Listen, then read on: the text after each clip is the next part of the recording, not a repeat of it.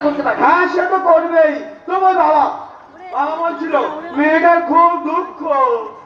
আমার দুঃখের কোনো শেষ নেই গো কৃষ্ণদা। চিন্তা করিস না, ওই ভগবান যেমন কারোর কাছ থেকে কিছু কেড়ে নেন তেমন কারোর মাধ্যমে তা তিনি ফিরিয়েও দেন। মানে মানেটা বুঝলি না?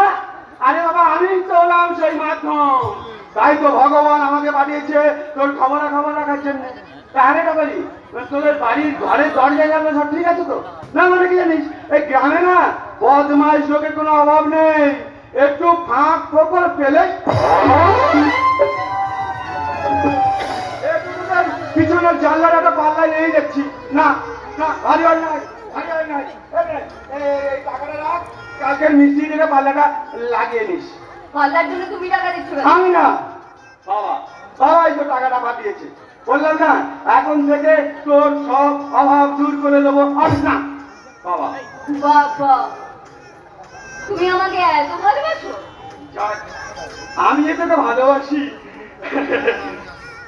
আর এই কথাটা যে তুই আলাদাভাবে বুঝতে পেরেছিস, এর জন্য তোকে অশেষ ধন্যবাদ। দাদা দেরি করিস না রে, করি আয় না, আমার আশাটা মেটানো রে।